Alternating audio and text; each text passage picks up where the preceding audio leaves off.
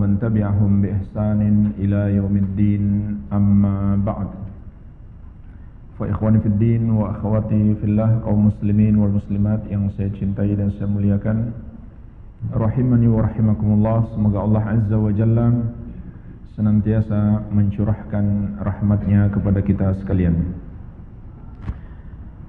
InsyaAllah ta'ala kita akan melanjutkan kembali pembahasan kitab Kashfus Syubuhat yang disusun oleh Syekhul Islam Al-Mujahidul Mujaddid Al-Imamul Allamah Al-Syekh Muhammad At-Tamimi rahimahullahu ta'ala rahmatan wasi'ah.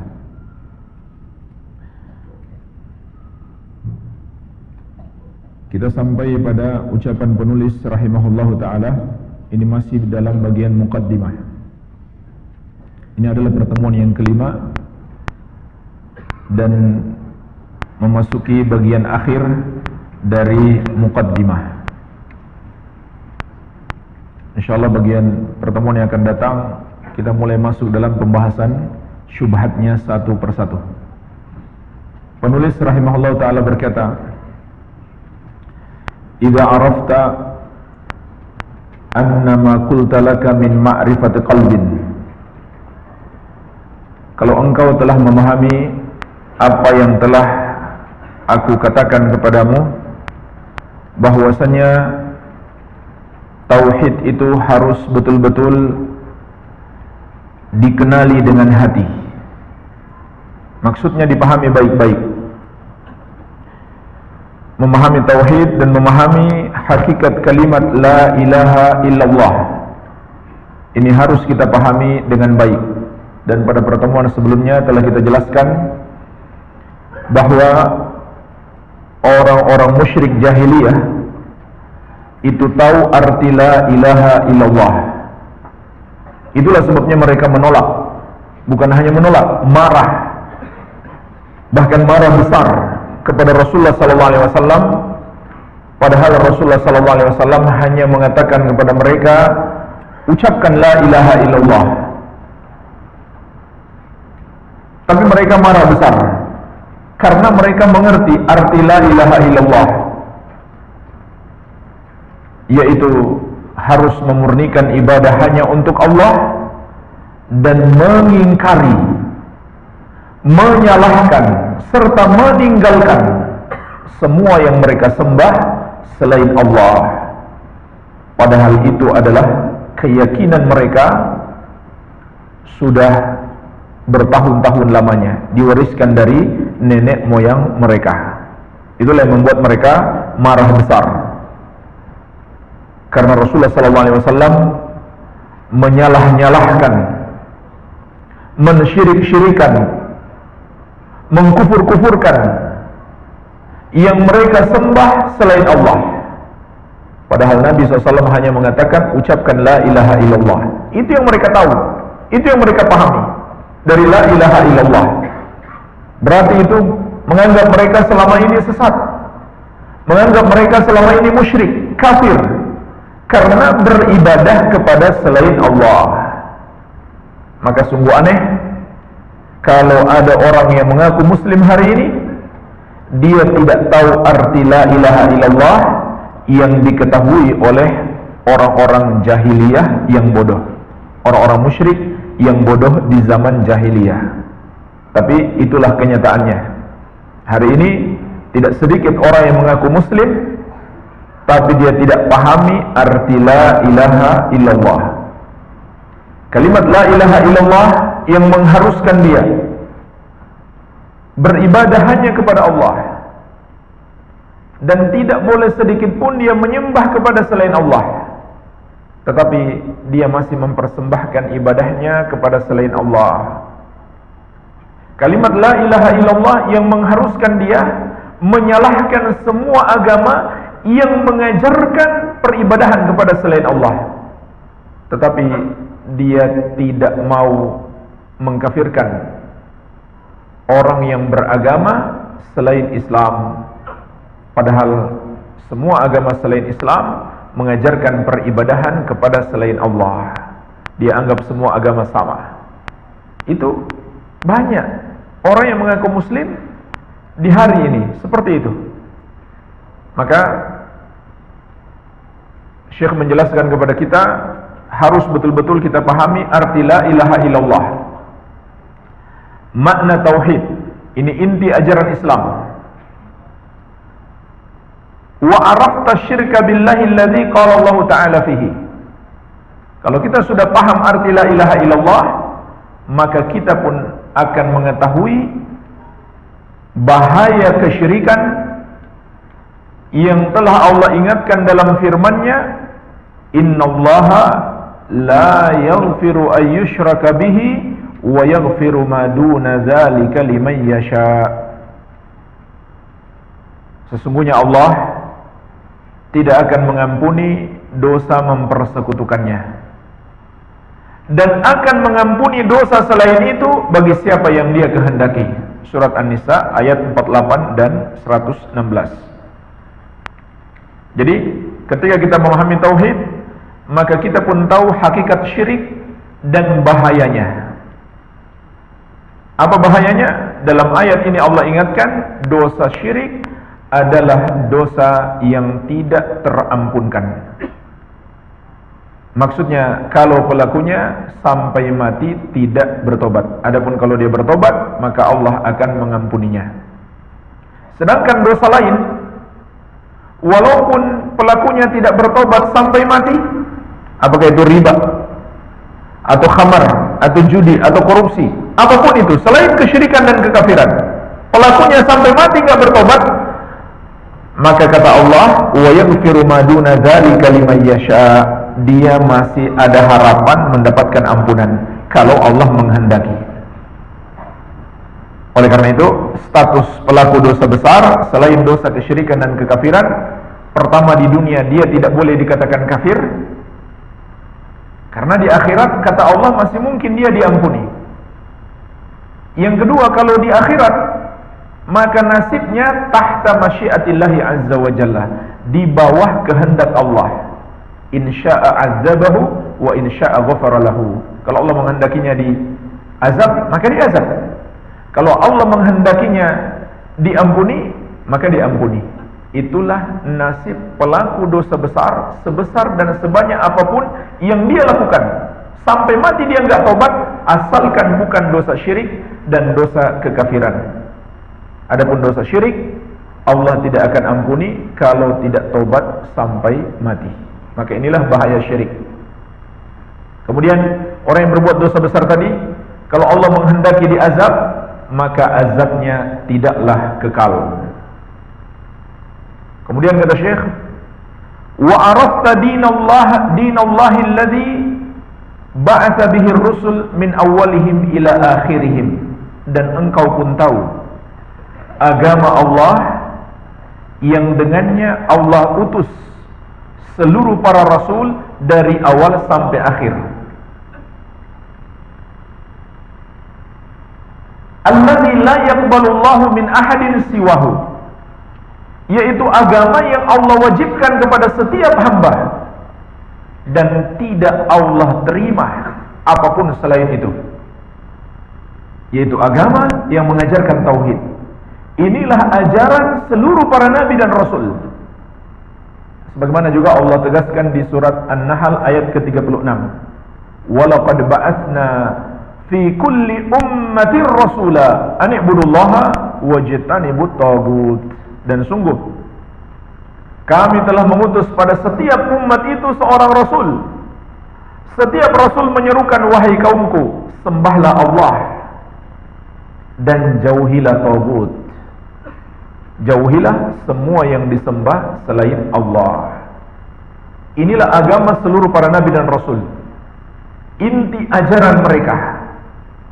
Inti ajaran mereka dibangun di atas dua pokok. Al-itsbat wan nafyu. Penetapan dan penafikan. Mereka mengatakan, wahai kaumku, sembahlah Allah. Ini penetapan. Mereka juga mengatakan, wahai kaumku, jauhi sesembahan selain Allah. Ini penafikan. Kenapa para nabi dan rasul melarang seluruh umat menyembah kepada selain Allah, karena itu adalah dosa terbesar, dosa syirik dan kesalahan terbesar. Makanya jemaah sekalian, di sini ada pelajaran penting. Manusia seluruhnya tidak punya hak untuk memilih sesembahan selain Allah. Buktinya apa? Seluruh para nabi dan rasul melarang manusia menyembah kepada selain Allah. Kalau begitu manusia tidak punya hak untuk berpaling dari tauhid lalu menyembah kepada selain Allah.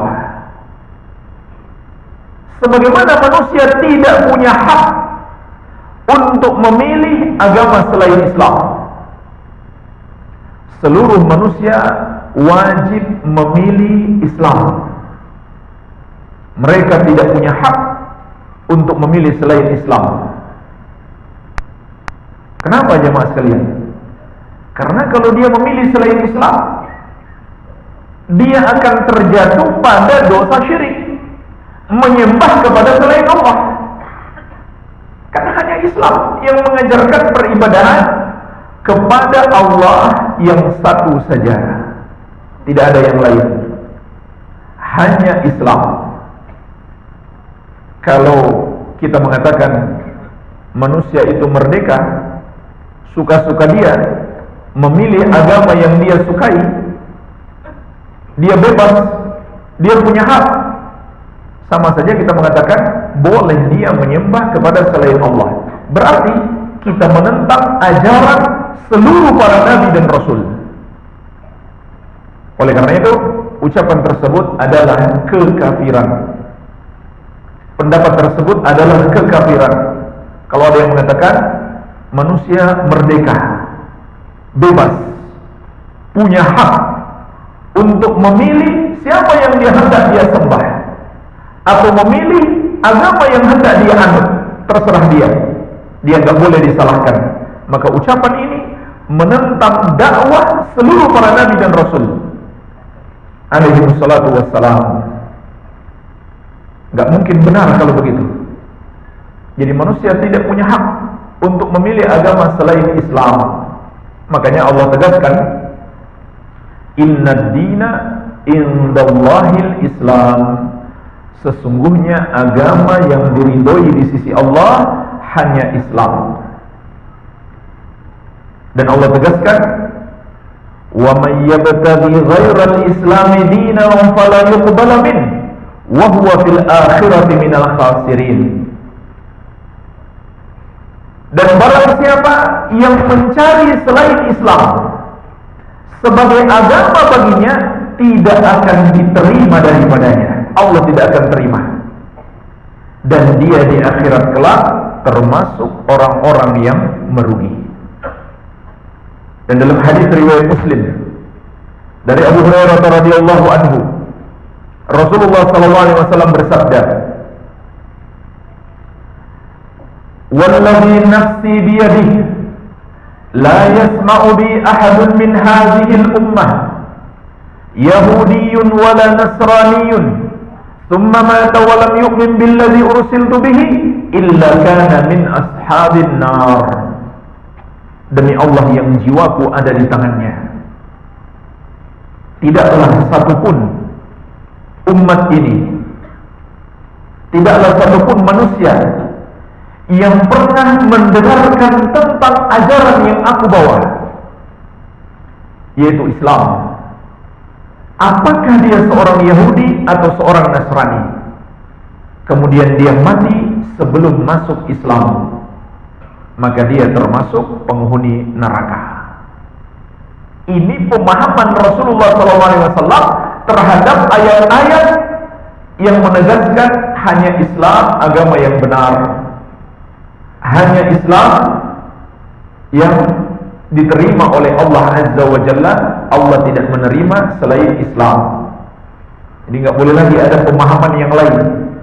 Karena orang-orang liberal mengatakan Islam di situ artinya damai. Yang penting damai-damai saja. Jadi mereka terjemahkan menurut bahasa saja. Islam artinya damai. Mau dia agama apapun, yang penting cinta damai, selamat. Itu penafsiran liberal, bertentangan dengan penafsiran Rasulullah SAW. Dengan tegas Nabi SAW mengatakan, apakah dia seorang Yahudi atau Nasrani, sudah pernah mendengar tentang Islam lalu tidak mau beriman, maka dia termasuk penghuni neraka. Jadi kalau ada seorang muslim yang mengatakan manusia punya hak, bahkan itu hak asasi kata mereka, untuk memilih sesembahan selain Allah, atau memilih agama apapun yang dia suka, mau Islam atau yang lain terserah dia, maka pendapat ini menentang ajaran seluruh para nabi dan rasul. Begitu pula ajaran ini membuat manusia atau memberi kebebasan kepada manusia untuk tidak menunaikan hak Allah. Padahal jemaah sekalian, hak orang tua kita saja harus kita tunaikan.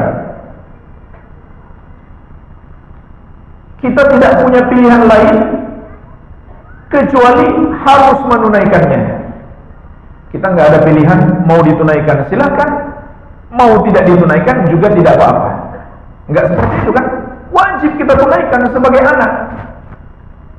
Tidak ada yang mengatakan anak itu terserah dia, mau berbakti kepada orang tuanya atau tidak berbakti, suka-suka dia. Apa ada yang berkata begitu? Tidak ada.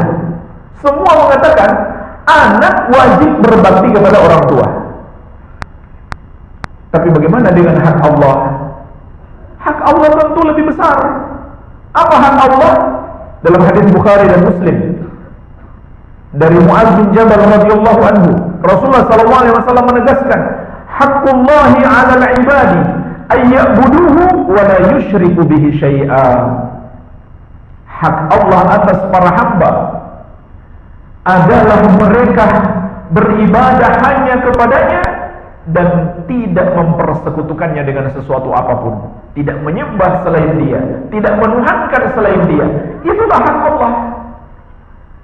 Kalau seandainya seseorang memilih untuk menyembah kepada selain Allah, berarti dia tidak menunaikan hak Allah. Kalau seandainya seseorang memilih agama selain Islam, berarti dia tidak menunaikan hak Allah. Jadi dia menentang ajaran seluruh para nabi dan rasul, dan dia tidak menunaikan hak Allah. Sayangnya yang punya pemahaman seperti itu tidak sedikit, bahkan kiai, ustadz, dai, masih ada yang punya pemahaman seperti itu. Manusia itu merdeka memilih siapa yang hendak dia sembah. Nah, di antara syubhat mereka adalah firman Allah Subhanahu wa taala, la ikraha fid din. Tidak ada paksaan di dalam agama. Tidak ada paksaan di dalam agama. Maka jemaah sekalian, bagaimana menjawab syubhat ini? Asy-Syaikh Al-Allamah Profesor Dr. Shalih Al-Fauzan hafizahullah taala menjelaskan dua sisi untuk memahami ayat ini dengan baik. Sisi yang pertama, kata beliau, ulama ahli tafsir menjelaskan maksud ayat ini sebelum turunnya ayat-ayat jihad. Jadi ayat ini dengan turunnya ayat jihad. Jihad itu adalah pemaksaan dengan kekuatan senjata.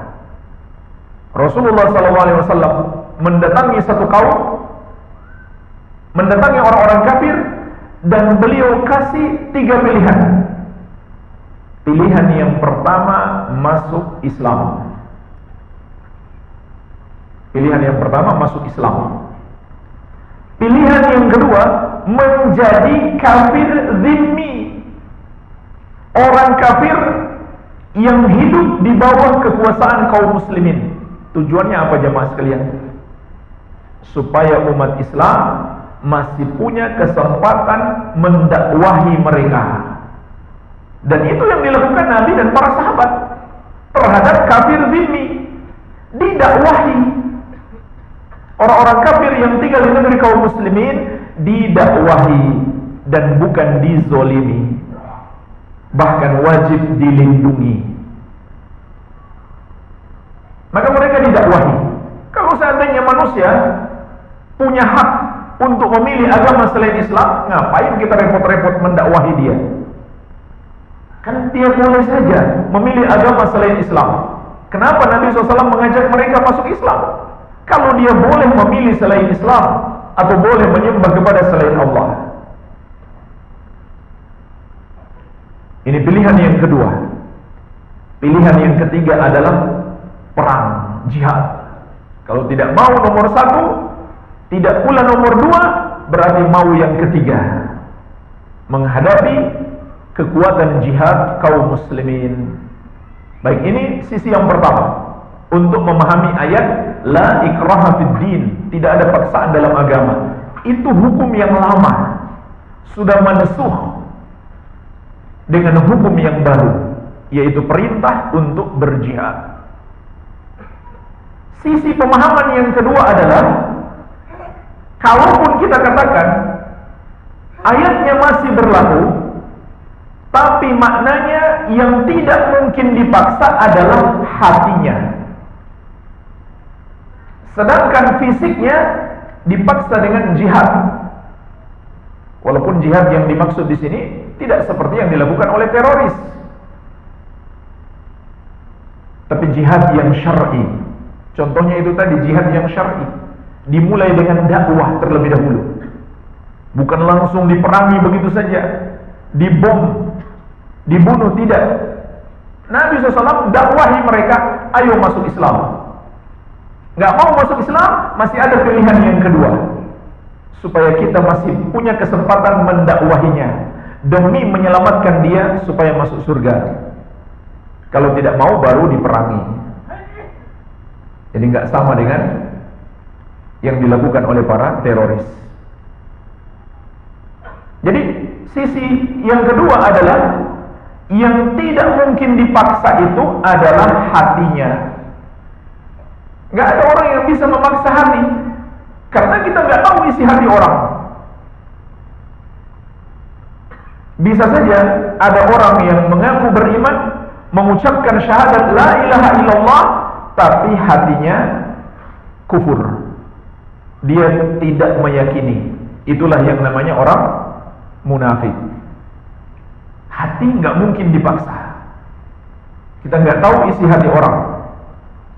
Bisa saja orang berpura-pura masuk Islam, sehingga kita tidak mungkin memaksa hatinya. Baik, itu maknanya. Bukan berarti ayat tersebut berarti sudah tidak ada jihad, atau sudah tidak perlu berdakwah, atau membenarkan agama selain Islam. Itu adalah pemahaman yang keliru. Baik. Nah, jemaah sekalian, di sini Syekh mengingatkan kepada kita 3 prinsip yang sudah kita ketahui. Jadi sampai di sini yang kita bahas dari awal, 3 prinsip agama Islam yang sudah kita ketahui. Yang pertama, memahami tauhid dengan baik.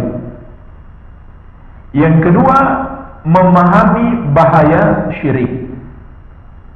Yang ketiga, memahami agama seluruh para nabi dan rasul adalah tauhid. Allah tidak akan menerima selain agama tauhid.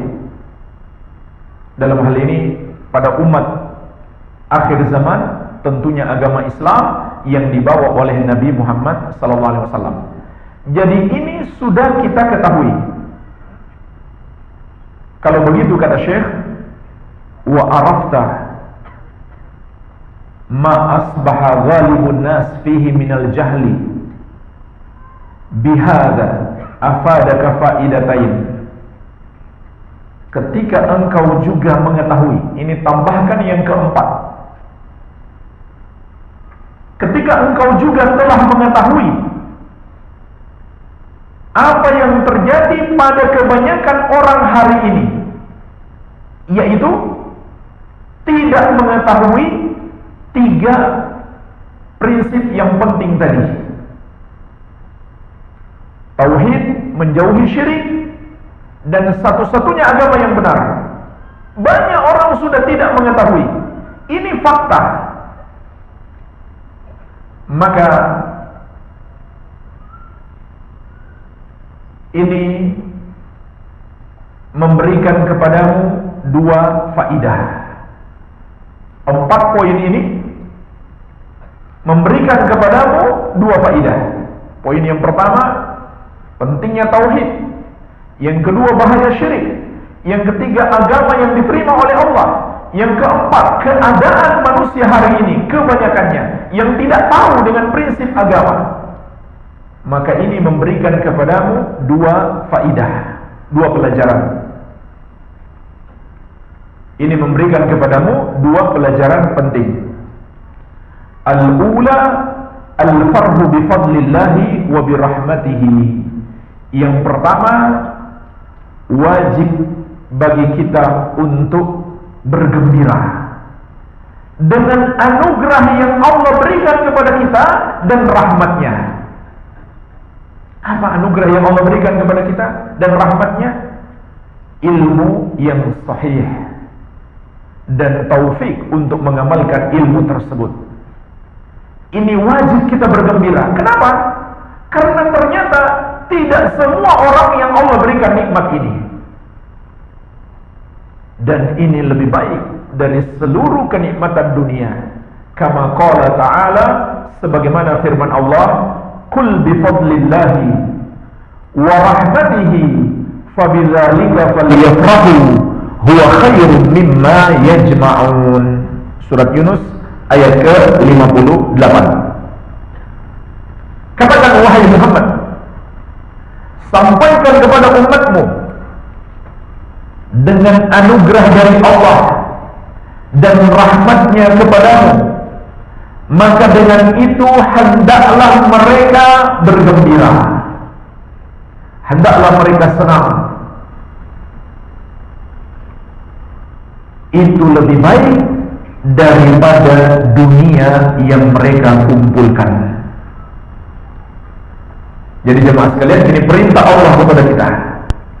Kita senang, kita gembira, kita sambut dengan penuh sukacita nikmat hidayah, nikmat ilmu dan amal yang Allah berikan kepada kita, melebihi senangnya kita ketika mendapatkan nikmat dunia.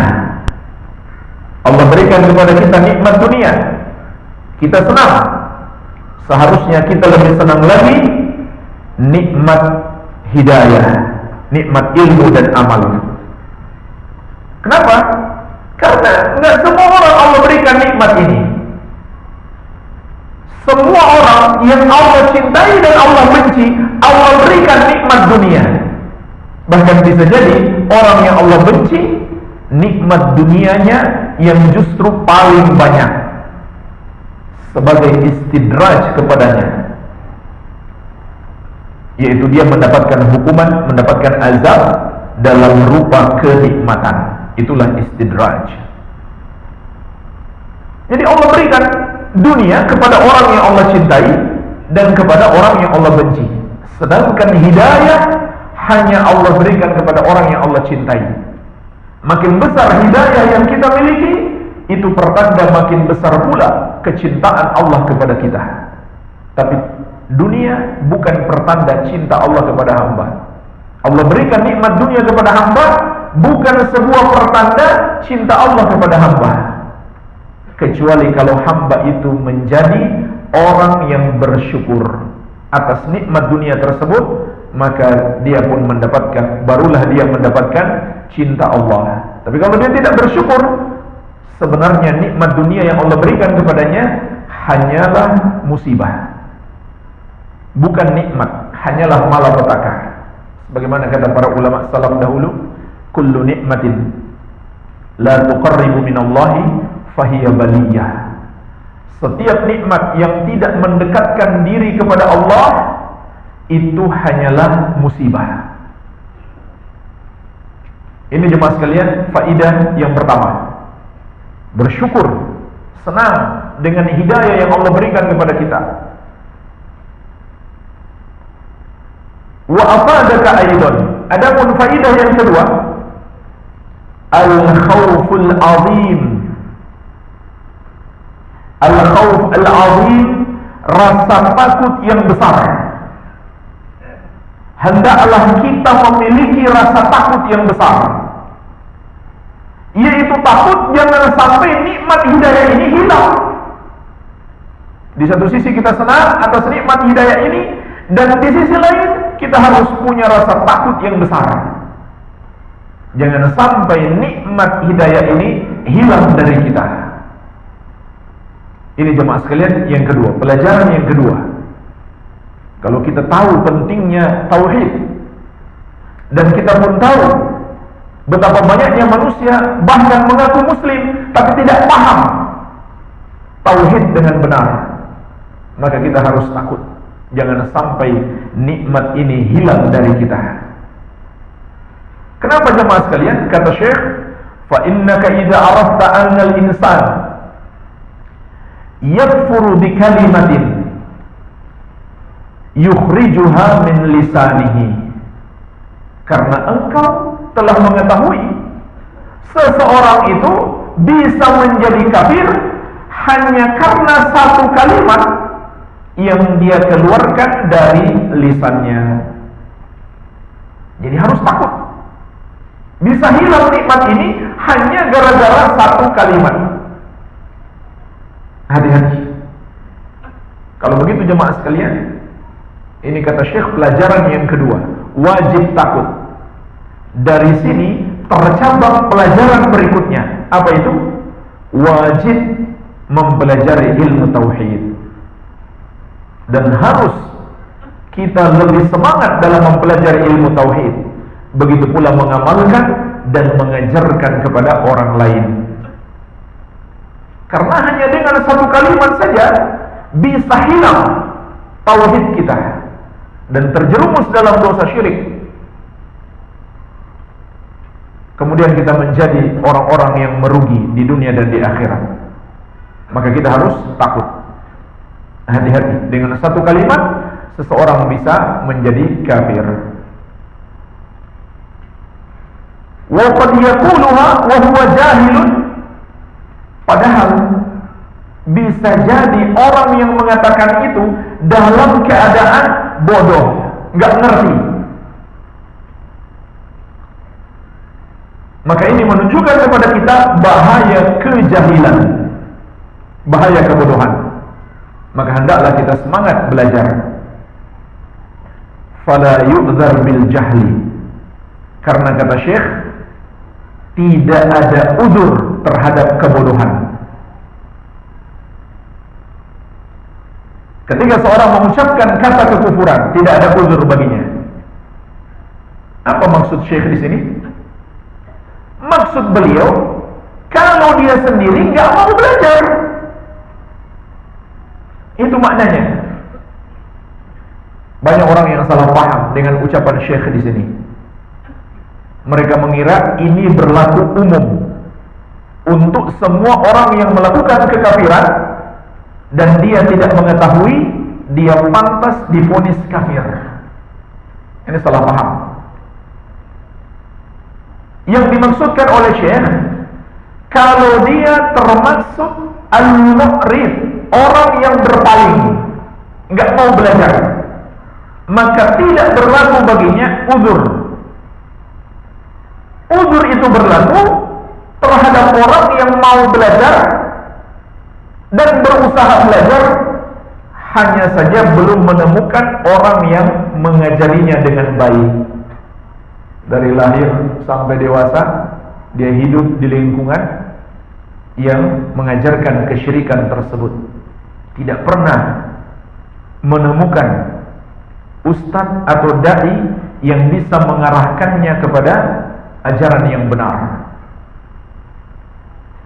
Dan ucapan beliau ini sama dengan ucapan beliau di pembatal keislaman yang ke-10. Pembatal keislaman yang ke-10. Al-i'rad an dinillahi azza wa jalla la yata'allamuhu wa la ya'malu bihi.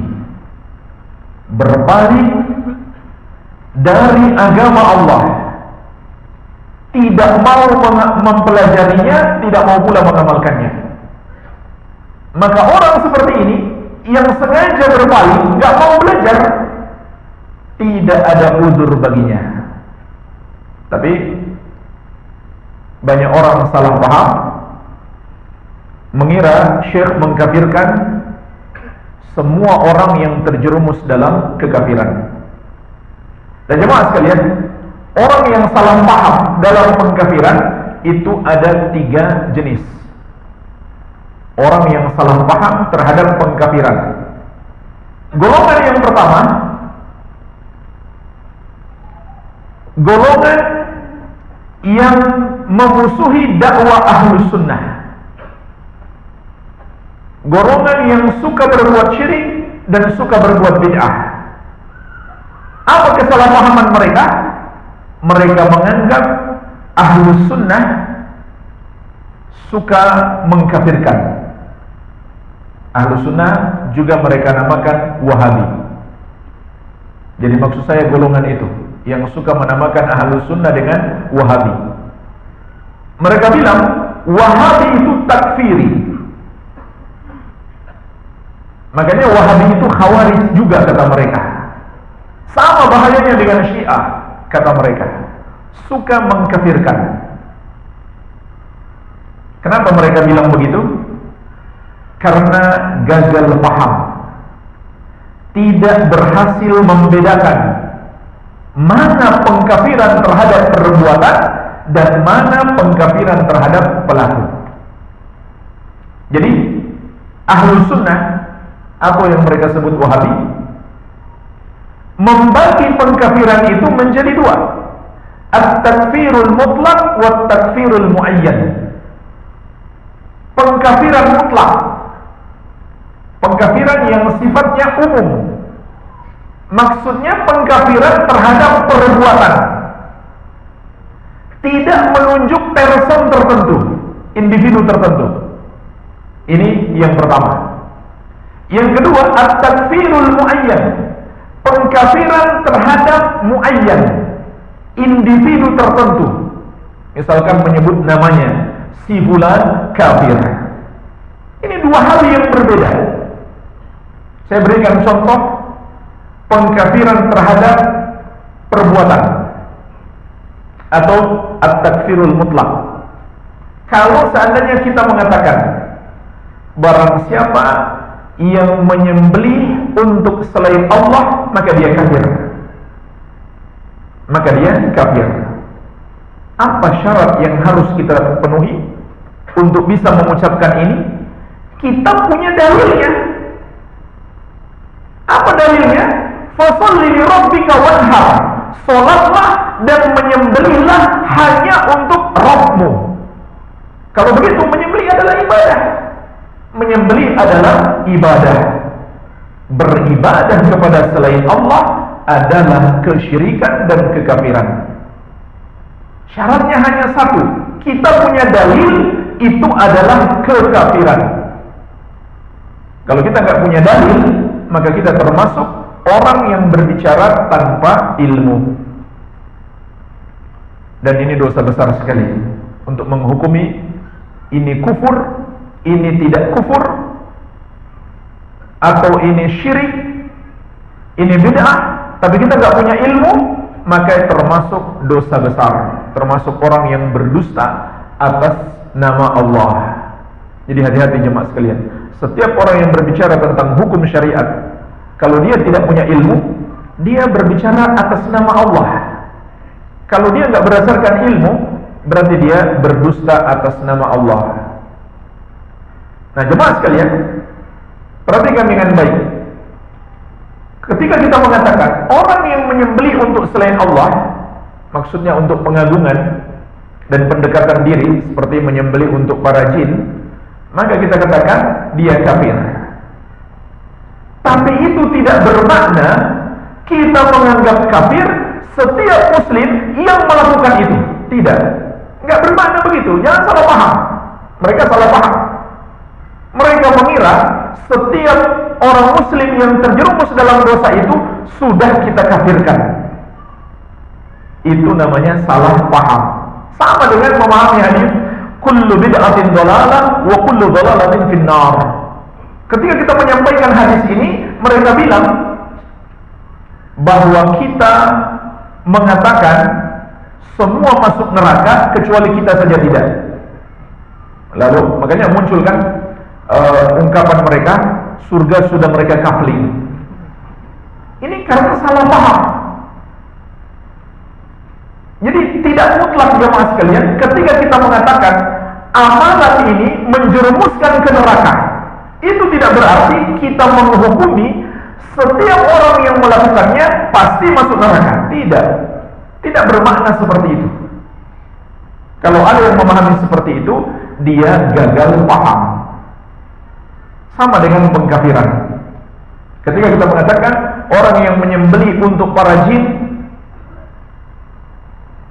maka dia kafir, tidak bermakna setiap muslim yang melakukannya langsung bisa divonis kafir. Untuk memvonis kafir kepada seseorang, itulah yang disebut dengan at-takfirul muayyan, pengkafiran terhadap individu. Misalkan kita katakan si fulan dia sudah kafir, atau kamu sudah kafir. Itu baru namanya vonis terhadap individu. Nah, untuk memvonis itu masih ada syarat lain yang harus terpenuhi. Lengkapnya ada 4 syarat yang harus terpenuhi. Syarat yang pertama tadi, ada dalilnya bahwa itu kufur. Ada dalilnya bahwa itu kufur. Apakah dari Al-Quran dan Sunnah atau ijma' ulama. Syarat yang kedua,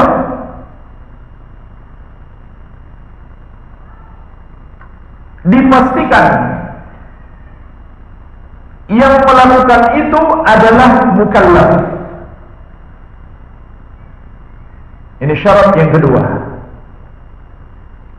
Kemudian syarat yang ketiga, sampainya hujjah kepadanya. Dan syarat yang keempat, hilangnya penghalang. Ini penjelasan Syekh Ibnu Utsaimin rahimahullah ketika menjelaskan syarat-syarat pengkafiran. 4 syarat harus terpenuhi.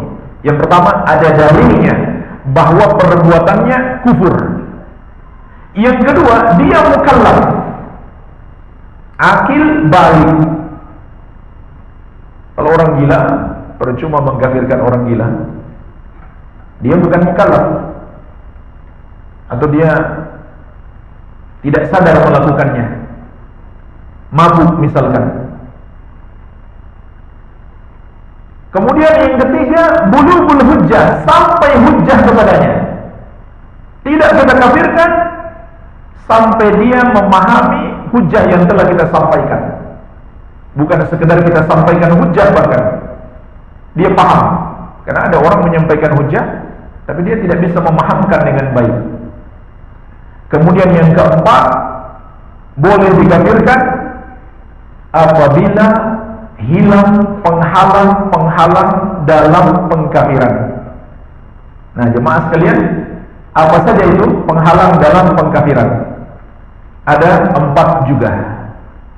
Penghalang dalam pengkafiran juga ada 4. Yang pertama, al-jahlu, kebodohan. Jadi orang bodoh tidak boleh dikafirkan. Maksudnya dia melakukan itu karena ketidaktahuan dia, maka dia tidak boleh dikafirkan. Dia harus diberi udzur karena kejahilan dia. Dan jemaah sekalian, memberi udzur karena kejahilan itu disepakati oleh seluruh ulama Ahlus Sunnah wal Jamaah. Tidak ada perbedaan pendapat. Tidak ada perbedaan pendapat.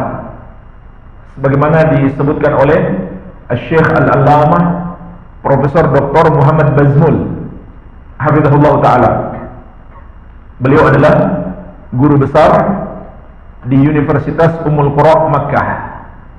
Begitu pula disampaikan oleh Asy-Syaikh Al-Allamah Profesor Dr.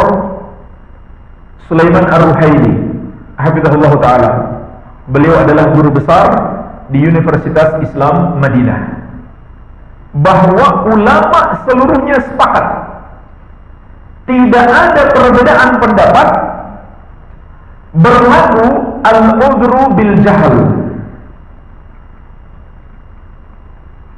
yaitu seseorang yang melakukan kekafiran dan dia muslim. Orang yang melakukan kekafiran dan dia muslim. Jadi sekarang kita lagi berbicara orang muslim yang terjerumus dalam kekafiran.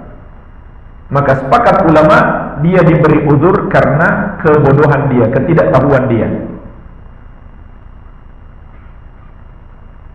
Dan jemaah sekalian, kalaupun kita mengatakan di sini ada khilaf ulama, ada perbedaan pendapat,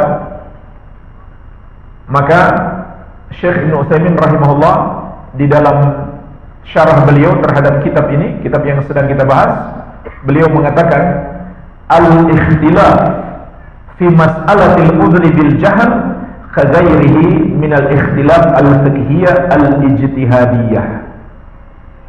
Perbedaan pendapat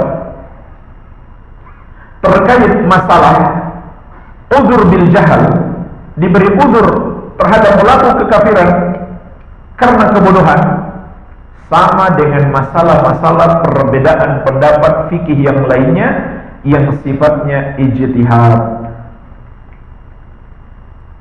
Tapi sebenarnya tidak ada perbedaan pendapat, dia diberi uzur.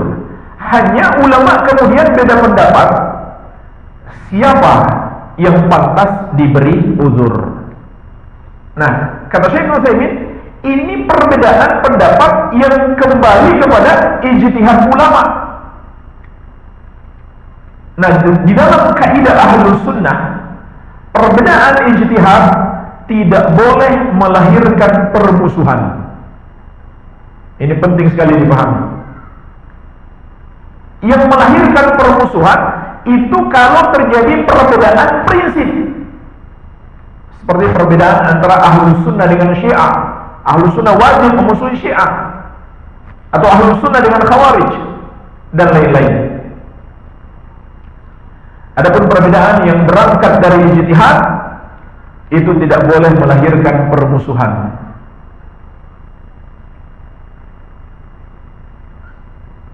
Jadi bisa saja ulama beda pendapat karena beda ijtihad. Misalkan ada seorang ulama yang telah menghukumi, menurut saya dia sudah kafir berdasarkan ilmu yang dia ketahui. Tapi ulama lain mengatakan, menurut saya dia belum pantas dikafirkan. Nah, kedua ulama yang beda pendapat ini berdasarkan ijtihad mereka, tidak boleh melahirkan permusuhan antara para ulama itu maupun yang mengikuti pendapat mereka masing-masing. Tidak boleh menjadi saling bermusuhan karena itu. Iya. Jadi jemaah sekalian, ini sekaligus meluruskan pemahaman terhadap ucapan Syekh. Jadi Syekh tidak bermaksud untuk meniadakan uzur terhadap kejahilan secara mutlak. Yang beliau maksud adalah meniadakan uzur terhadap orang yang berpaling dari agama, nggak mau belajar dia sama sekali. Makanya di tempat lain, di kitab lain, ini juga dinukil oleh Syekh Ibnu Utsaimin dalam syarah beliau. Coba lihat apa kata Syekh di tempat lain. Dan ini sekaligus membantah tuduhan. Ini sekaligus membantah tuduhan. Beliau menulis dalam kitab beliau, di kitab yang lain, ini dinukil oleh Syekh Ibnu Utsaimin dalam Kasyfus Syubhat. Nampaknya beliau menukil dari Risalah ila Ahli Qasim, Jadi salah sebuah risalah beliau yang ditujukan kepada penduduk Al-Qasim. Beliau menulis di situ, wa ammal kadhib wal buhtan famithlu qawlihim. Contoh kedustaan serta ucapan yang mengada-ada atas kami seperti ucapan mereka, inna nukaffiru bil umum, bahwa kami mengkafirkan semua selain golongan kami. Ini ucapan Syekh Muhammad bin Abdul Wahhab rahimahullahu ta'ala, yang dinisbatkan kepada beliau penamaan Wahabi. Tuduhannya beliau suka mengkafirkan. Tuduhannya Wahabi, pengikut Muhammad bin Abdul Wahhab, suka mengkafirkan. Maka beliau sendiri telah membantah tuduhan tersebut. Karena beliau itu dusta dan mengada-ada atas kami yang tidak pernah kami katakan, yaitu tuduhan kami mengkafirkan semua selain golongan kami, padahal mereka masih muslim. Wa nujibul hijra ilaina ala man qadara ala izhari dinina. Begitu pula tuduhan kami mewajibkan semua orang hijrah bergabung dengan kami, walaupun di negerinya dia bisa menegakkan agamanya. Itu tidak benar. Tidak ada kewajiban yang kami serukan seperti itu. Ya mungkin seperti isi sekarang, mereka menyerukan kaum muslimin untuk segera berhijrah ke negeri mereka, karena menuduh pemerintah di seluruh negeri kaum muslimin hari ini semua kafir.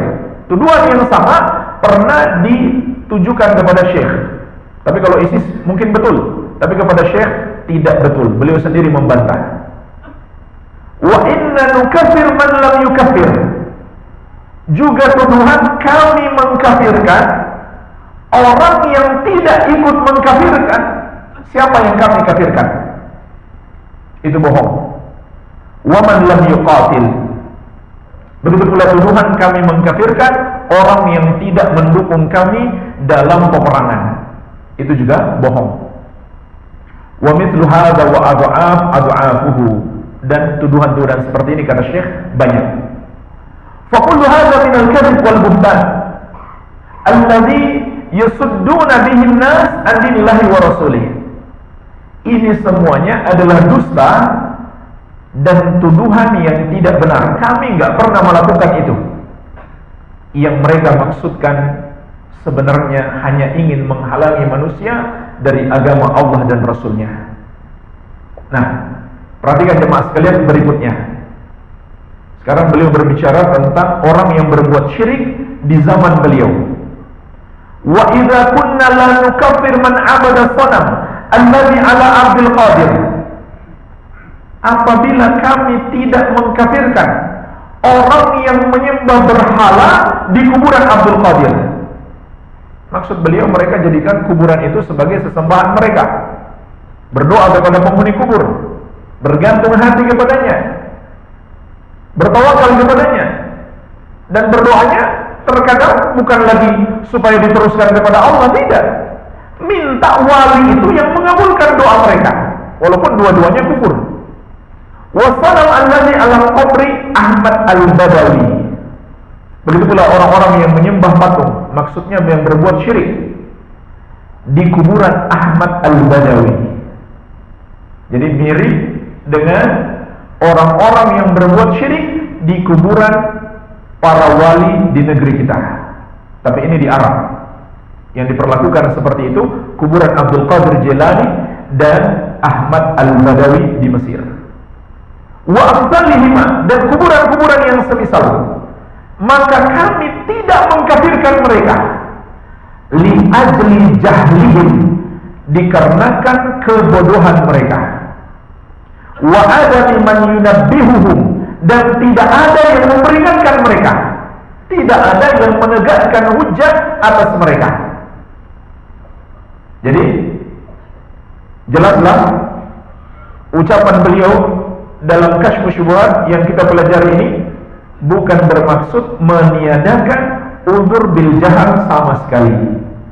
Sekali lagi, maksud beliau untuk orang yang nggak mau belajar. Ada yang mau ngajari, ada yang memperingatkan, tapi dia nggak mau belajar. Maka ini kata beliau, tidak kami kafirkan. Fa kaifa nukaffir man lam yusyrik billah idza lam yuhajir ilaina aw lam yukaffir wa yuqatil. Maka bagaimana lagi kita mengkafirkan orang yang tidak berbuat syirik kepada Allah, tidak pula berhijrah kepada kami, atau tidak mengkafirkan siapa yang kami kafirkan, atau tidak berperang bersama kami. Maka itu tentu lebih tidak mungkin lagi. Orang yang sudah berbuat syirik saja tapi dia jahil, tidak kami kafirkan, apalagi yang tidak berbuat syirik. Subhanaka hadza buhtanun azim, maha suci engkau ya Allah, ini adalah kedustaan yang besar. Jadi ini meluruskan, sekaligus meluruskan orang yang suka menuduh Wahabi, suka mengkafirkan, itu salah paham. Yang dikafirkan bukan pelakunya. Kalau dia muslim, tidak dikafirkan secara otomatis, tapi perbuatannya. Makanya jemaah sekalian, andai mereka ditantang untuk dimintai bukti, coba tolong sebutkan, terutama di negeri kita ini, coba tolong sebutkan satu orang muslim yang kami kata vonis dia kafir. Mereka tidak akan dapatkan bukti. Betapa banyak kajian-kajian yang membahas tentang kesyirikan dan kekafiran, tapi tidak ada satupun seorang da'i ahlu sunnah yang mengkafirkan seorang muslim. Mereka tidak akan dapatkan bukti satupun, kecuali kalau mereka ambil dari golongan khawarij yang mereka sebut ini Wahabi yang garis kerasnya. Ya mungkin contohnya banyak yang mereka kafirkan. Ya. Tetapi kalau dia betul-betul berpegang teguh dengan manhaj ahlus sunnah, tidak akan dia sembarang mengkafirkan. Karena ini berat sekali, jemaah sekalian. Mengkafirkan itu tidak main-main, ini berat sekali. Di dalam banyak hadis Rasulullah SAW memberi peringatan keras kepada kita. Man qala li akhihi ya kafir faqad ba'a bihi ahaduhuma.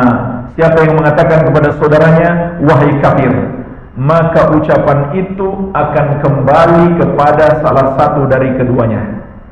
Kalau yang dituduh kafir tidak kafir, maka yang menuduh menjadi kafir. Jadi hati-hati jemaah sekalian. Ini berat sekali mengkafirkan seorang muslim. Maka ini penghalang yang pertama, kejahilan.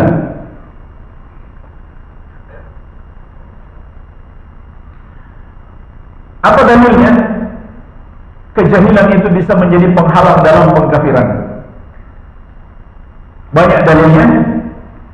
Di antaranya Syekh Ibnu Utsaimin rahimahullah menyebutkan, di antara dalilnya adalah surat Al-Isra ayat ke-15. Allah Azza wa Jalla berfirman, "Wa ma kunna mu'adzibina hatta nab'atha rasulah." Kami tidak akan mengazab sampai kami mengutus rasul. Tugas rasul apa? Menghilangkan kebodohan. Ketika diutus rasul, sampai ilmunya para rasul, berarti kebodohannya sudah hilang. Jadi ini dalil kebodohan adalah penghalang dalam pengkafiran. Sampai-sampai kata Syekh Ibnu Utsaimin, kalau jahil ini tidak dijadikan penghalang dalam pengkafiran, tidak perlu mengutus para nabi dan rasul alaihi wassalatu wassalam untuk menegakkan hujjah. Baik. Kemudian penghalang yang kedua adalah at-ta'wil. Salah takwil. Ini juga cabang dari yang pertama. Salah takwil diakibatkan salah memahami. Mungkin sudah sampai ilmunya, tapi dia salah memahami. Dan ini juga dalil-dalilnya sangat banyak sekali. Kemudian yang ketiga, al-khata', tidak sengaja. Tidak sengaja. Ya. Seperti jemaah sekalian, terkait salah takwil tadi, di zaman Umar bin Khattab radhiyallahu anhu, ada sahabat yang salah takwil terhadap satu ayat.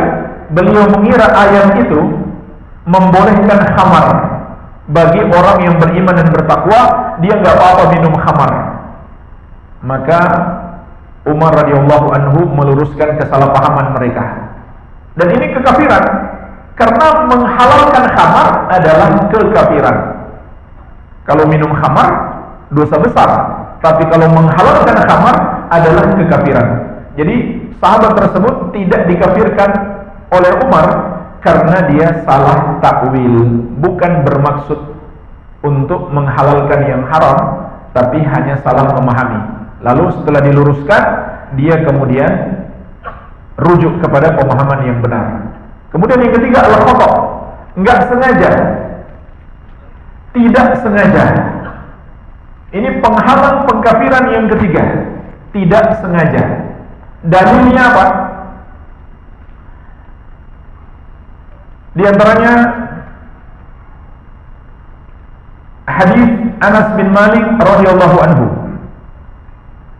tentang kisah orang yang kehilangan kendaraan dengan seluruh perbekalannya di atas kendaraan itu di tengah padang pasir. Dia sudah berusaha mencari kesana kemari, enggak ketemu. Sampai akhirnya dia duduk di bawah sebuah pohon, sudah pasrah menunggu mati. Enggak mungkin selamat di padang pasir tanpa perbekalan, padang pasir yang luas. Tiba-tiba kendaraannya muncul kembali, lengkap dengan seluruh perbekalannya. Saking senangnya dia mengatakan, Allahumma anta abdi wa ana rabbuk. Ya Allah, engkaulah hambaku dan akulah Rabbmu. Ini ucapan kufur bukan? Kufur. Tapi akhta'a min syiddatil farah. Kata Nabi SAW, dia salah ucap karena saking senangnya. Berarti enggak sengaja. Jadi enggak sembarang mengkafirkan. Kita harus tahu dulu, dia sengaja tidak. Kemudian yang keempat, penghalang pengkafiran adalah orang yang dipaksa. Dia dipaksa, maka dia tidak kafir. Sebagaimana dalam surat An-Nahl ayat 106, Allah menegaskan, illa man ukriha wa qalbuhu mutmainnun bil iman, kecuali orang yang dipaksa dan hatinya tetap tenang dengan keimanan. Jadi syarat dia boleh melakukan kekafiran karena dipaksa, hatinya tetap beriman. Karena itu tadi, hati nggak mungkin dipaksa. Kalau hatinya ikut menjadi kafir, maka dia kafir. Hatinya tetap beriman dan dia dipaksa, maka dia tidak dikafirkan. Dipaksa di sini maknanya dia diancam untuk disakiti dan dia nggak bisa melawan, nggak bisa lari, dan akan tertimpa mudarat besar seperti kehilangan anggota tubuh atau kehilangan nyawa atau kehilangan nyawa orang yang dia cintai. Maka ini penghalang dalam pengkafiran. Baik, ini jemaah sekalian, 4 penghalang dalam pengkafiran. Jadi 4 syarat dan 4 penghalang. Maka tidak mudah mengkafirkan itu. Mengkafirkan orang tidak mudah. Iya. Jadi ini golongan yang pertama, golongan yang salah paham dalam pengkafiran. Golongan yang kedua adalah golongan Khawarij. Golongan yang mengkafirkan pelaku dosa-dosa besar. Apa kesalahpahaman mereka? Ada 2. Yang pertama, mengkafirkan orang yang tidak melakukan kekafiran. Betul itu dosa besar, tapi itu bukan kekafiran. Atau tidak sampai kufur akbar, walaupun itu kufur, tapi kufur kecil. Karena Khawarij itu tidak ada menurut mereka pembagian kufur akbar, kufur kecil. Adapun sahabat membagi kufur terbagi 2, kufur akbar, kufur kecil. Contohnya apa yang dikafirkan Khawarij? Pemerintah yang tidak berhukum dengan syariat. Padahal para sahabat mengatakan yang mereka lakukan adalah kufrun duna kufrin, kufur kecil. Betul itu kufur, tapi tidak sampai menyebabkan mereka murtad keluar dari Islam. Maka ini contoh mengkafirkan yang tidak melakukan kekafiran, walaupun itu dosa besar. Iya. Orang yang tidak berhukum dengan syariat Allah, dia menjadi kafir kalau dia melakukan 1 dari 3 hal. Yang pertama, dia meyakini Dia meyakini hukum buatan manusia sama kedudukannya dengan hukum syariat. Jadi terserah saja mau pilih yang mana. Yang kedua lebih parah, dia anggap hukum buatan mereka lebih baik daripada hukum Islam. Hukum buatan mereka bilang sudah final. Hukum Islam nggak cocok lagi. Na'udzubillah. Ini kufur. Yang ketiga, kalau dia menghalalkan yang haram atau mengharamkan yang halal, seperti mengatakan khamar haram. Kalau dia mengizinkan pabrik khamar dan tetap dia yakin khamar itu haram, maka dia disebut pelaku dosa besar. Tapi kalau dia bilang khamar di negeri kita hukumnya sudah halal, maka dia kafir, murtad, keluar dari Islam. Jadi dihukumi kafir kalau dia melakukan satu dari tiga hal tersebut. Baik, ini kesalahan Khawarij yang pertama. Kesalahan yang kedua, mengkafirkan tanpa memenuhi syarat-syarat pengkafiran dan menghilangkan penghalang-penghalangnya. Yang telah kita bahas tadi, 4 syarat pengkafiran dan 4 penghalang. Baik, ini golongan yang kedua. Ada lagi golongan yang ketiga. Mereka masih menisbatkan kepada sunnah, menisbatkan diri kepada sunnah, mengaku sebagai ahlu sunnah, dan mereka sering membahas tentang masalah al-udhrul bil jahal. Padahal ulama juga tidak sering-sering membahas itu. Artinya itu bukan prioritas dalam pembahasan. Betul itu dibahas, tapi nggak tiap hari, nggak tiap saat. Mereka umumnya meniadakan uzur bil jahal sama sekali, atau pada kebanyakan kondisi. Kemudian membangun permusuhan dari perbedaan pendapat itu. Makanya tadi saya ingatkan, ini masalah ijtihad, tidak pantas dibangun permusuhan. Tapi sebagian mereka ini membangun permusuhan terhadap orang-orang yang mengatakan ada uzur bil jahal. Maka ini golongan yang ketiga yang perlu kita nasihati dan perlu kita ingatkan.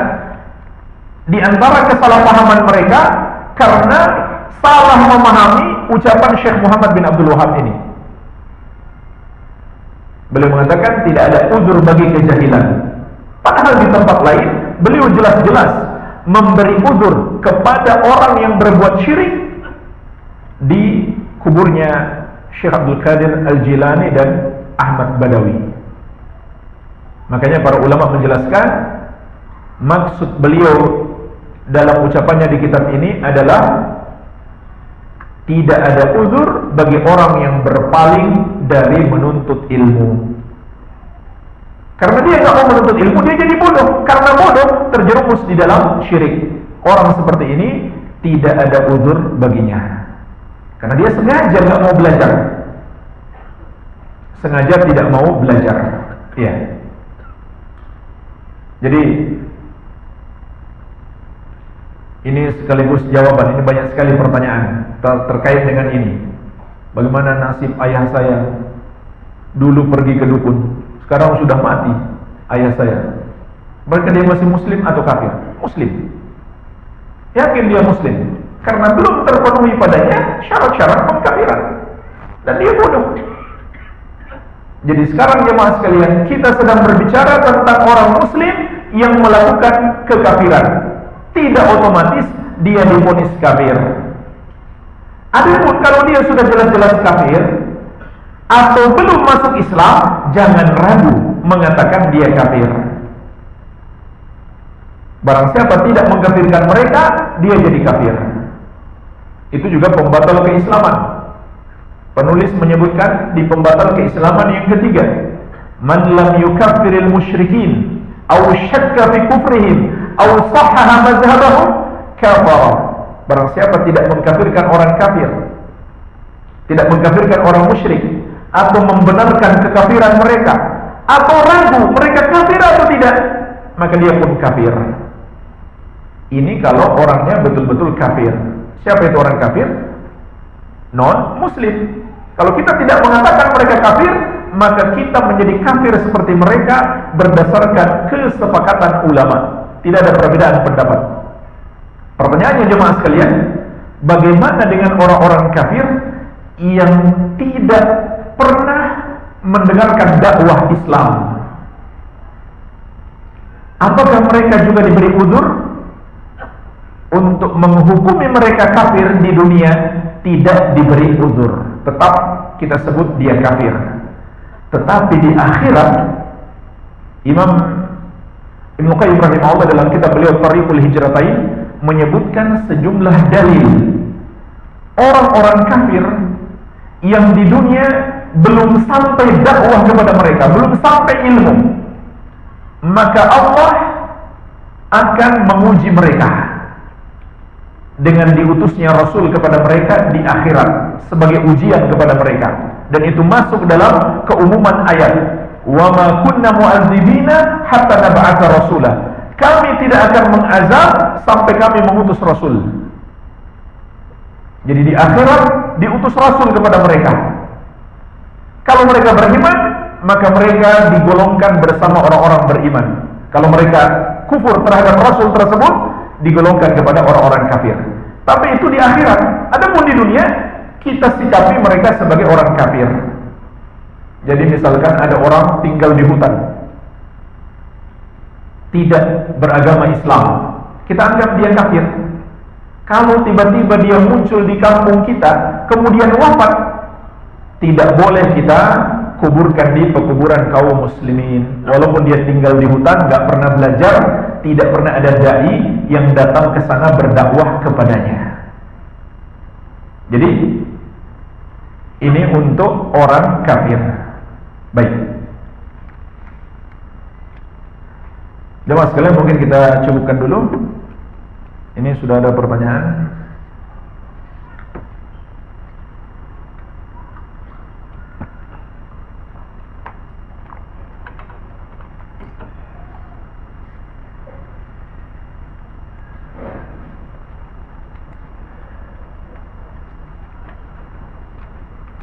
Bismillah, apakah orang kafir yang kafir karena agama bawaan orang tuanya dan tidak memperoleh pengetahuan tentang Islam, maka tidak akan diampuni dosa-dosanya? Itulah yang kita bahas terakhir tadi. Baru dibahas langsung ditanya. Jadi kalau memang betul tidak sampai dakwah sama sekali kepadanya, tidak ada yang memperingatkan dia tentang Islam, padahal dia sendiri berusaha belajar, maka di dunia tetap kita katakan dia kafir. Adapun di akhirat, dia akan diberi ujian oleh Allah dengan diutus Rasul. Iya.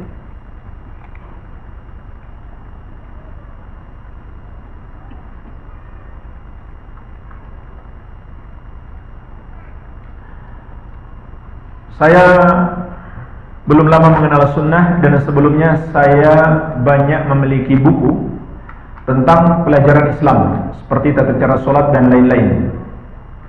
Dan ternyata buku tersebut bukan buku sunnah atau tidak sesuai sunnah. Pertanyaan saya, bagaimana cara saya untuk memperlakukan atau membuang buku-buku tersebut? Karena saya khawatir buku-buku tersebut dibaca orang lain atau anak-anak saya nanti. Apa hukumnya kalau saya membakar buku tersebut? Imam Ibnu Qayyim rahimahullah juga menjelaskan buku-buku yang mengajarkan kesesatan memang hendaklah dibakar. Hendaklah dibakar.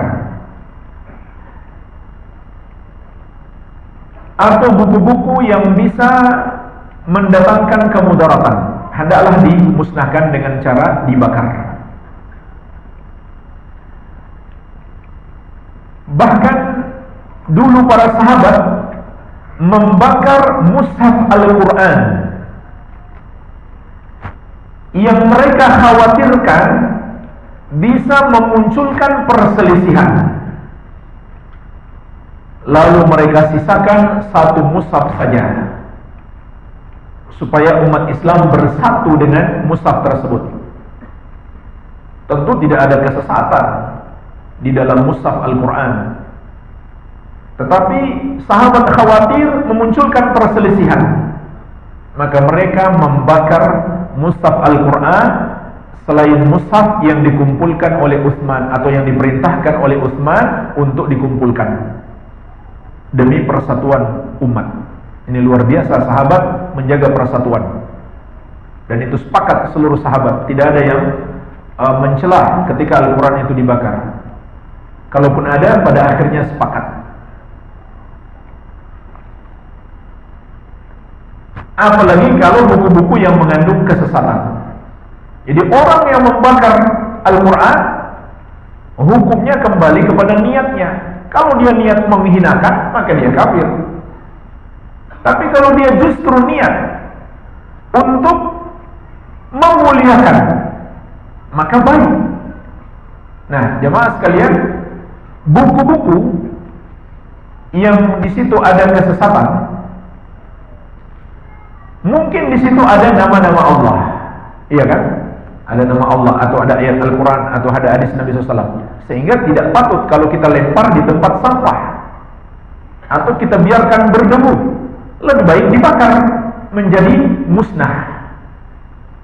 Jadi membakarnya bukan dengan maksud menghinakan nama-nama Allah atau ayat-ayat Allah atau hadis Nabi SAW yang ada di tempat tersebut. Iya. Dan subhanallah, memang betul sekali, sebagaimana kita harus menjauhi majelis yang menyampaikan kesesatan, begitu pula buku-buku harus kita jauhi apabila menyampaikan kesesatan. Sebagaimana kita menyadari hati kita lemah ketika mendengarkan orang menyampaikan kesesatan, kita khawatir terpengaruh, sama. Membaca buku juga begitu, kita harus takut jangan sampai terpengaruh. Termasuk membaca status di medsos, sama saja. Kalau kita berteman dengan orang sesat, setiap hari baca status yang menyesatkan, mungkin kita terpengaruh, maka kita harus takut, sehingga kita blokir Facebooknya. Ya. Begitu pula keluarga kita di rumah, anak-anak kita kelak dapat warisan buku kita.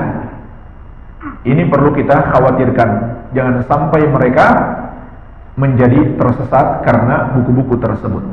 Dan ketahuilah jemaah sekalian, termasuk sebab munculnya banyak kesesatan dalam akidah ketika diterjemahkan buku-buku filsafat Yunani ke dalam bahasa Arab. Itulah di antara penyebab terbesar munculnya kerusakan-kerusakan akidah ketika buku-buku filsafat Yunani diterjemahkan ke dalam bahasa Arab. Jadi luar biasa pengaruh buku ini. Dan ada juga orang-orang yang mendapatkan hidayah melalui buku. Itu tidak sedikit. Bahkan orang-orang besar, dia sudah menjadi kiai di grupnya dulu, sudah menjadi ulama, dengan buku dia dapat hidayah. Seperti Syekh Muhammad Khalil Haras. Beliau ini ulama Al-Azhar dan jebolan Al-Azhar Mesir. Konon kabarnya beliau ditugaskan untuk meneliti kesesatan buku-bukunya Ibnu Taimiyah dan Ibnu Qayyim. Tapi hasilnya apa? Beliau mendapatkan hidayah. Beliau tahu yang selama ini mereka tuduh sesat, ternyata menyampaikan yang hak. Begitu pula Syekh Muhammad Hamid Al-Faqih, juga jebolan Al-Azhar, mendapat hadiah kitab-kitab Ahlus Sunnah dari seseorang. Orangnya orang biasa, ngasih hadiah ke beliau. Dia baca dan dia paham dan dia mendapatkan hidayah. Ada juga seorang ustadz, anak kiai, sekarang sudah jadi kiai, melanjutkan ayahnya pemimpin pesantren. Dulu ayahnya di salah satu daerah di Tasikmalaya adalah pejabat di organisasi Nahdlatul Ulama di daerah itu. Kebetulan anaknya ini pergi belajar ke Saudi. Sampai di Saudi beliau belajar dan paham apa itu sunnah yang sebenarnya. Lalu apa yang dia lakukan? Dia kirimkan kitab-kitab sunnah kepada ayahnya. Belum dia pulang, ayahnya sudah paham sunnah. Dia belum pulang itu. Alhamdulillah ayahnya sudah wafat rahimahullah, dan sekarang beliau melanjutkan memimpin pondok tersebut. Jadi luar biasa pengaruh buku. Maka buku-buku sesat ini harus kita hindari. Wallahu a'lam.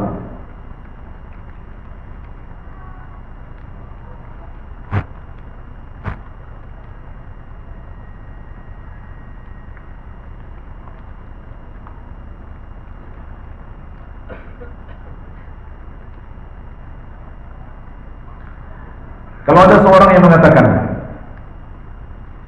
aku tidak bisa hidup tanpamu, apakah itu syirik?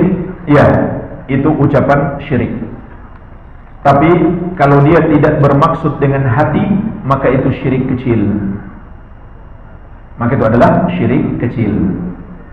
Kecuali dia bermaksud dengan hati bahwa dia hidup bukan dengan Allah, tapi karena dengan manusia menghidupkan dia, maka tentu itu adalah syirik besar.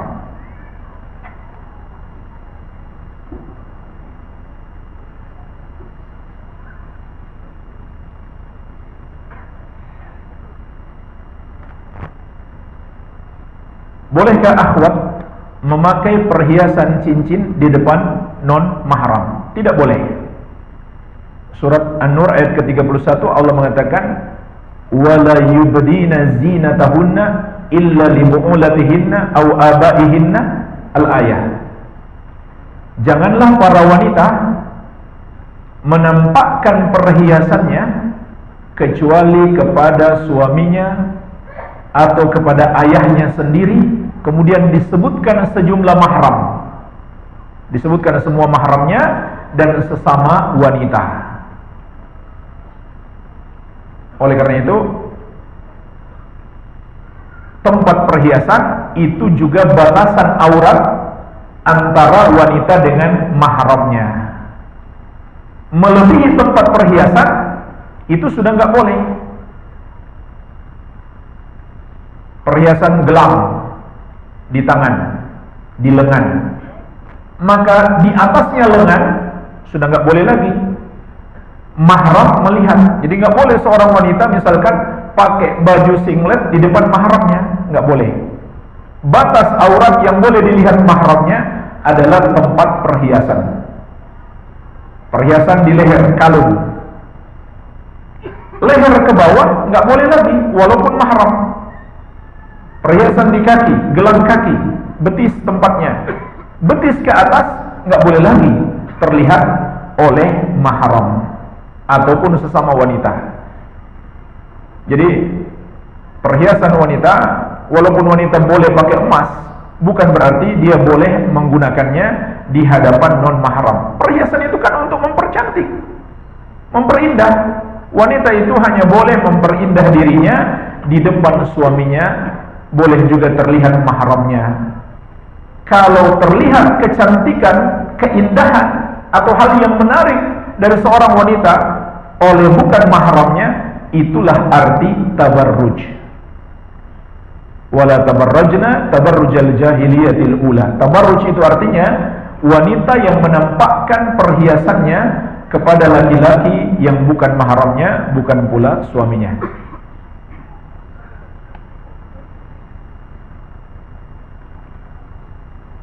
Bagaimana menyikapi orang yang mengatakan semua agama itu pasti mengajarkan kebaikan? Kita katakan kepadanya, andai itu betul, tidak semua agama mengajarkan kebaikan terbesar, yaitu tauhid. Walaupun itu betul, maka tidak semua agama mengajarkan pangkal segala kebaikan, tauhid. Apa ada yang mengajarkan tauhid selain Islam? Tidak ada. Begitu pula tidak semua agama yang mengajarkan ittiba kepada Rasulullah SAW. Kemudian kita katakan kepadanya, semua kebaikan tanpa tauhid dan sunnah menjadi tidak berarti. Terhapuskan. La in asyrakta la yahbatanna amaluka. Kalau kamu berbuat syirik, terhapuslah amalanmu. Kalau kamu berbuat syirik, terhapuslah amalanmu. Iya. Jadi percuma. Walaupun agama itu mengajarkan kebaikan, tapi mengajarkan juga syirik, dosa syirik itu menghapuskan kebaikan-kebaikannya. Kemudian juga bisa kita katakan, kebaikan menurut siapa? Karena kalau kebaikan dikembalikan kepada pemahaman kita, maka kita bisa berbeda-beda pendapat untuk mengatakan itu baik. Maka kebaikan itu seharusnya dikembalikan kepada Allah dan Rasulnya. Allah yang berhak menilai ini baik dan itu buruk. Mereka menganggap ajaran-ajaran agamanya baik, tapi menurut Allah itu buruk, bahkan sangat buruk, seperti menyembah kepada selain Allah. Nah, ditambah lagi jemaah sekalian, agama-agama selain Islam dan kitab-kitab mereka tidak ada jaminan keaslian. Adapun Al-Quran, satu huruf pun tidak ada yang berubah, asli sejak dia diturunkan sampai hari kiamat. Kenapa? Karena Allah hanya menjamin Al-Quran yang dijaga. Inna nahnu nazalna dzikra wa inna lahu lahafidun. Sesungguhnya kamilah yang menurunkan az-zikir. Az-zikir itu mencakup Al-Quran dan Sunnah, dan kamilah yang akan menjaganya. Kalaupun ada yang mencoba merubah Al-Quran, pasti ketahuan. Begitu pula ada yang mencoba membuat hadis-hadis palsu, pasti ketahuan. Sedangkan agama-agama lain dan kitab-kitab mereka, Allah tidak berikan jaminan. Sebagai contoh, Nabi Isa alaihissalam yang mereka sebut Yesus, dulu mengajak mereka menyembah Allah, tapi mereka rubah menyembah kepada selain Allah. Dan masih banyak contoh yang lain. Mereka sudah rubah-rubah ajaran yang mereka anggap benar itu.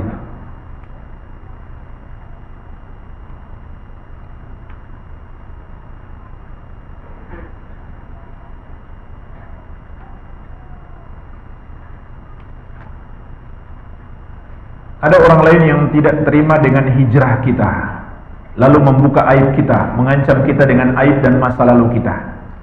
Bagaimana cara saya menanggapi hal ini? Tawakal kepada Allah Azza wa Jalla dan berdoa kepada Allah agar Allah menutup aib kita. Andai dia sebarkan sekalipun, kalau kita berdoa kepada Allah, maka insya Allah itu tidak akan membahayakan kita. Dosa-dosa kita di masa lalu yang kita sudah bertobat darinya, orang tahu atau tidak, itu tidak membahayakan kita insya Allah. Yang membahayakan kita kalau kita belum taubat.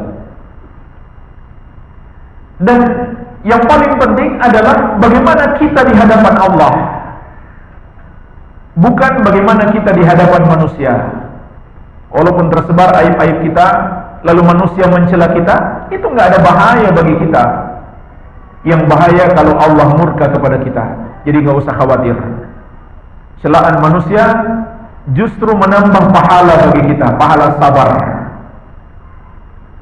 Dan mungkin kelak kebaikan-kebaikan orang yang mencela kita ditransfer kepada kita di akhirat. Jadi itu nikmat.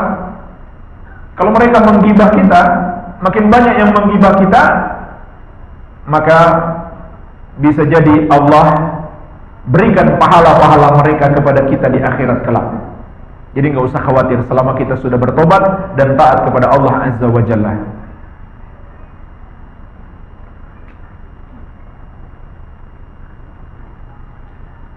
Apa hukum seorang akhwat menikah dengan seorang ikhwan yang pengetahuan agamanya lebih minim dari si akhwat, terutama pengetahuan tentang tauhid?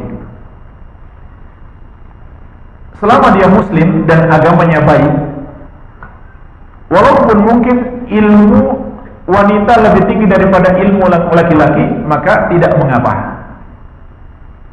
Buktinya apa? Siapa lagi namanya itu? Yang maharnya masuk Islamnya Abu Talha. Siapa wanitanya? Ummu Sulaim. Ummu Sulaim kan sudah muslim duluan, sudah muslimah duluan. Suaminya baru masuk Islam. Jelas Ummu Sulaim lebih berilmu daripada suaminya. Dia sudah masuk Islam duluan, sudah lama. Suaminya baru masuk Islam, dan itulah maharnya. Masuk Islamnya Abu Talha menjadi mahar bagi dia. Tidak mengapa. Selama Islamnya baik, agamanya baik, bertakwa dia, dan akhlaknya juga baik.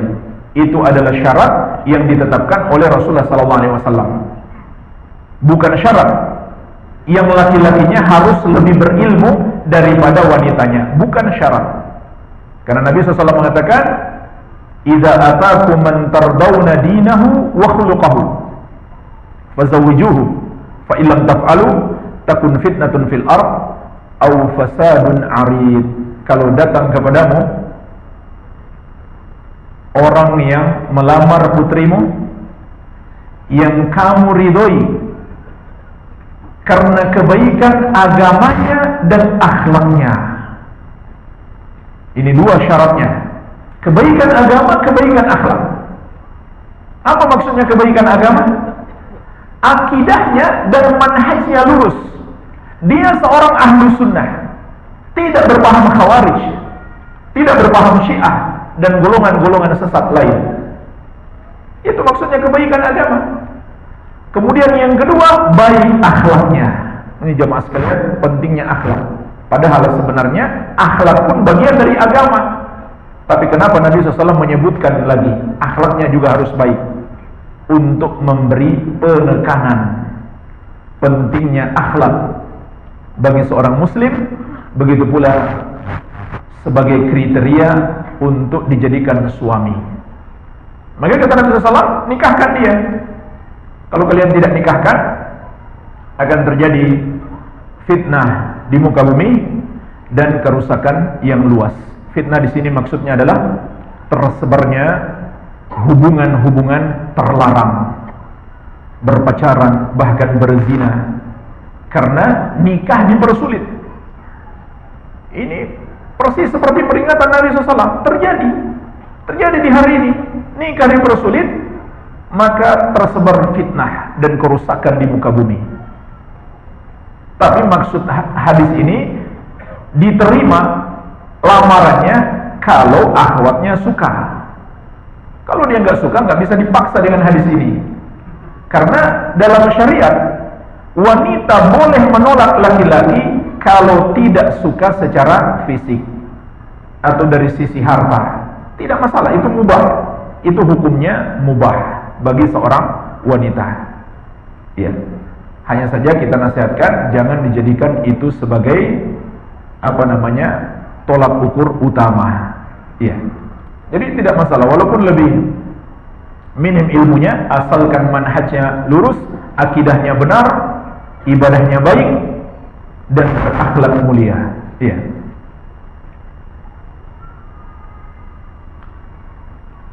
Jemaah sekalian, sudah hampir waktu zuhur. Mohon maaf tidak bisa terjawab semuanya. Mungkin ini saja yang bisa kami sampaikan. Lebih dan kurangnya saya mohon maaf. Wabillahi taufik. Subhanakallahumma bihamdik, asyhadu an la ilaha illa anta, astaghfiruka wa atubu ilaik. Wa sallallahu ala nabiyyina Muhammadin wa alihi wasallam. Wa akhiru da'wana anil hamdulillahi rabbil alamin. Wassalamu alaikum warahmatullahi wabarakatuh.